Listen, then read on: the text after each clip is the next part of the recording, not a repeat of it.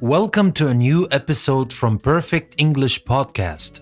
Today is all about grammar, and we're going to focus today on the present perfect. But before we start, let me remind you that I have included a quiz for you at the end of this podcast.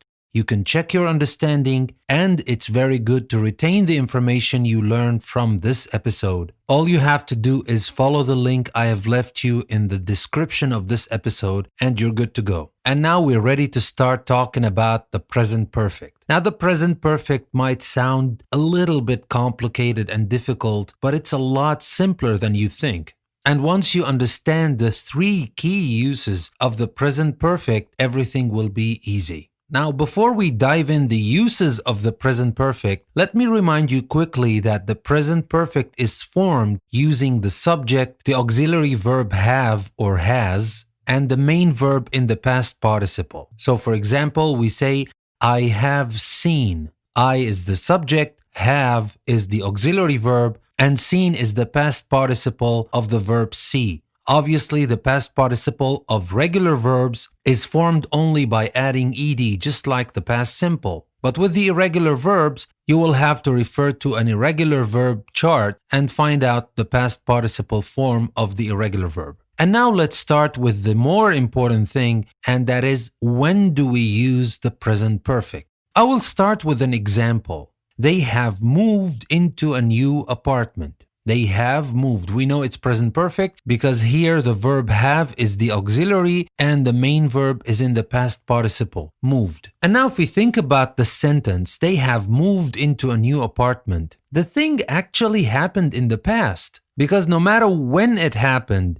whether it happened yesterday or if it happened a month ago, they have moved. They are there. They're not moving now. They're done moving. It is something that happened in the past. But still, we don't use it in the past simple.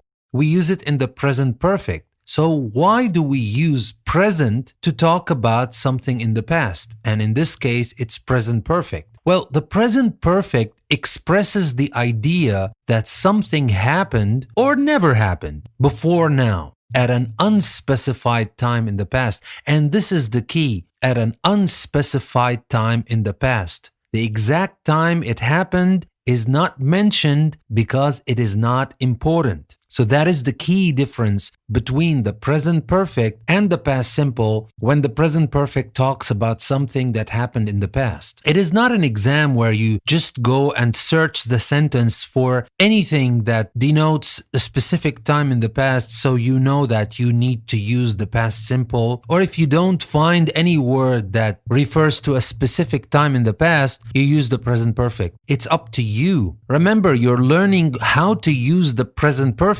so that you can use it in your conversation. And in your conversation, it's up to you whether you want to add specific time in the past in your own sentence or you don't. And the reason behind that is very simple. Is the time important? If I go back to this sentence, they have moved into a new apartment. If I just add to it last month, then I should use the past simple instead. I should say they moved into a new apartment last month. So what is the difference then? Well, the difference is what I think is important. If I want to focus on the action itself, that they have moved into a new apartment, and the important thing actually is the result of the action, that they are in a new apartment now. This is the heart of the present perfect. To talk about things that happened in the past, the time is not specified in the past because it doesn't matter, because it's not important. The important thing is that the action happened and there are usually results that I refer to in the present. Now, to understand the meaning even better, the best way is to look at other examples.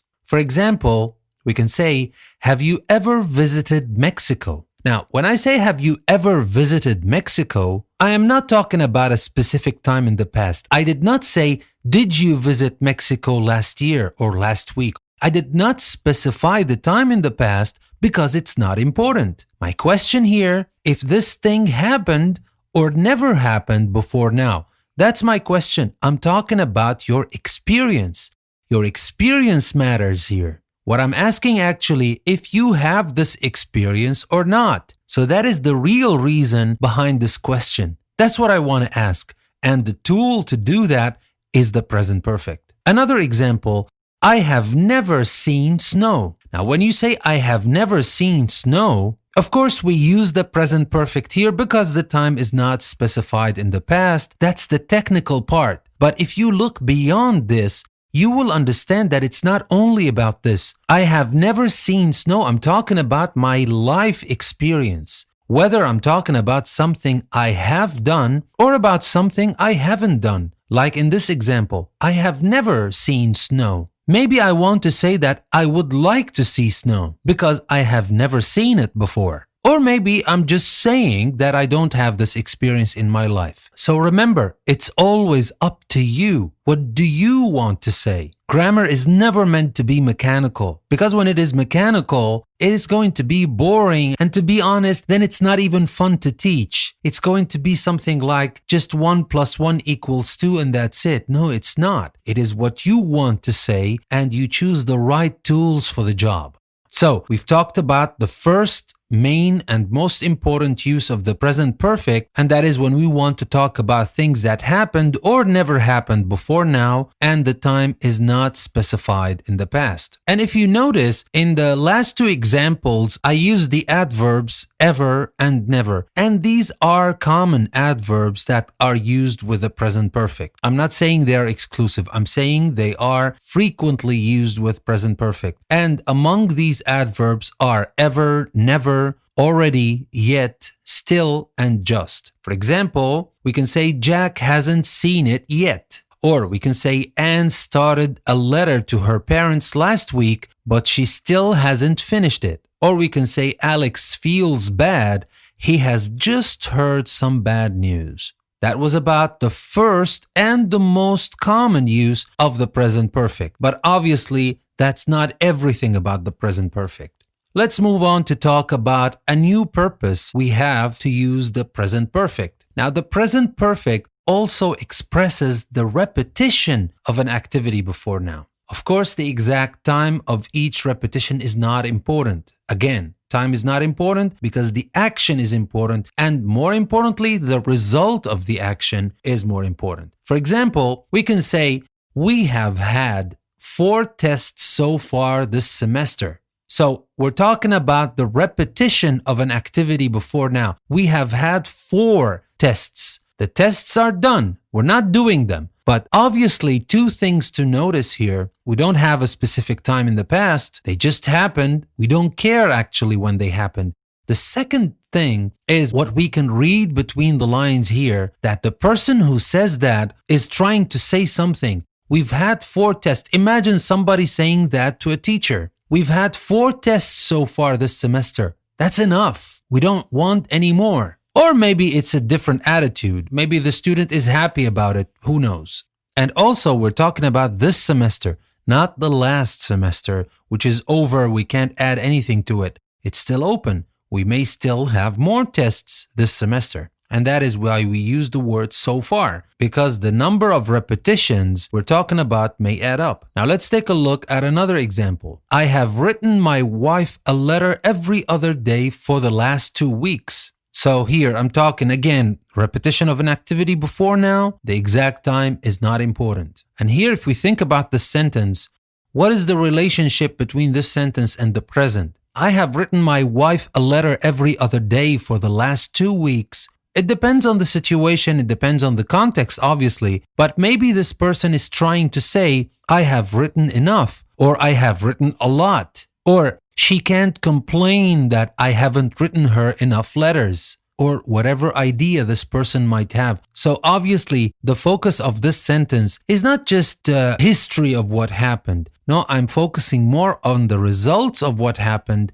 and how it relates to the present. And this is very important to think about, because when you use the present perfect, you can say more with fewer words. You don't have to say what you mean every single time. You can simply use a tense that is appropriate in the case you want to use, and you can say a lot in just one sentence. Now let's take a look at this example. I have met many people since I came here in June. I have met many people. And here also we're talking about the repetition of an activity before now. The time is not important, but think again. What do I mean? I have met many people since I came here in June. What am I talking about? I'm talking about that I have a lot of friends now. I know a lot of people now. I'm okay in this place. Don't worry about me because I have met many people since I came here in June. We don't know exactly what the person is trying to say, but actually it's not just saying that I met these people and that's it. I'm just telling you what happened. If you want to tell somebody what just happened, use the past simple. It's a lot better.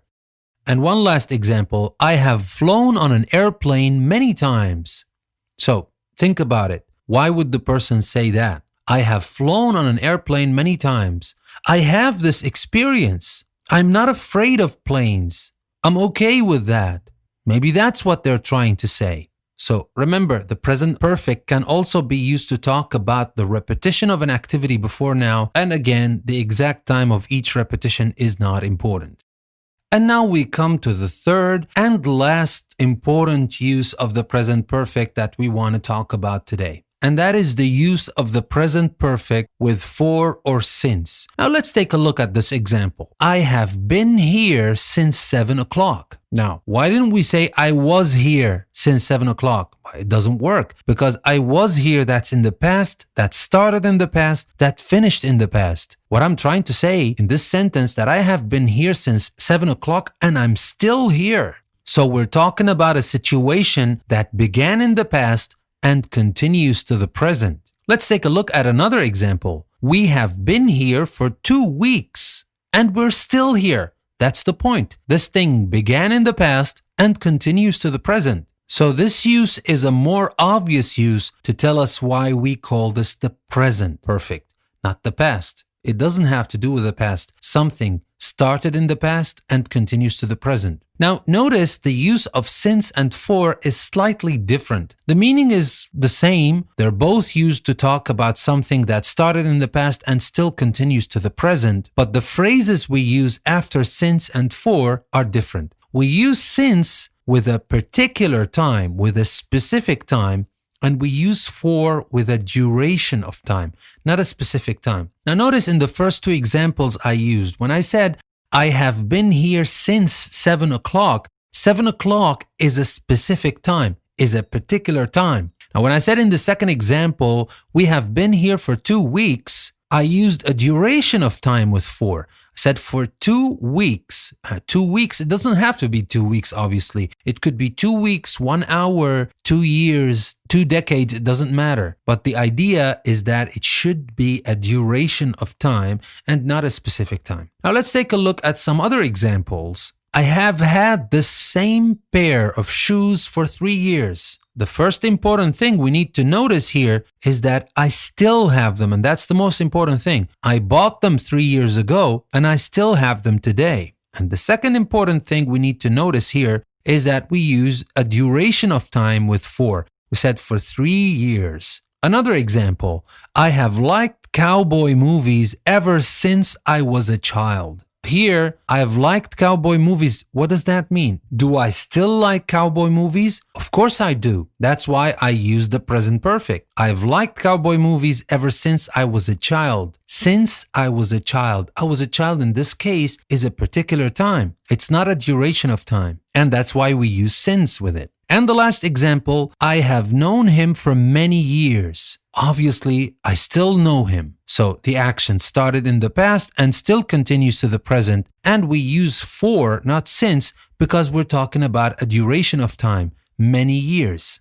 Now notice something else as well, that the verbs used in the present perfect to express a situation that began in the past and still exists are typically verbs with a stative meaning. All the verbs we used here are the verbs be, have, like, and know. Because usually when we talk about action verbs that started in the past and still continues to the present, we use the present perfect continuous, which we will talk about in other episodes. And now to wrap up, let's remember quickly what we said today. We said that we can use the present perfect to express an idea that something happened or never happened before now, at an unspecified time in the past because the exact time is not important. And we can also use the present perfect to express the repetition of an activity before now. And again, the exact time of each repetition is not important. And finally, we talked about the present perfect when we use it with for and since to express a situation